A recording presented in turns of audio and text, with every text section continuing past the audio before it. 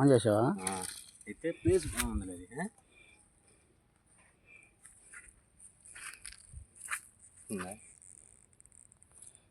ఇది చూడదాను వచ్చేది ఆఫ్ చేస్తానికి ఉండదు కేజీన్నర పైన.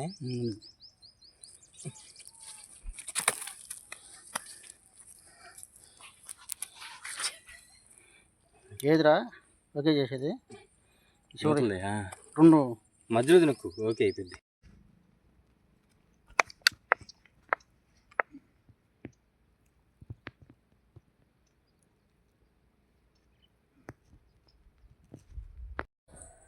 నిన్న పడ్డ 2 కేజీల చేప కొరమీను.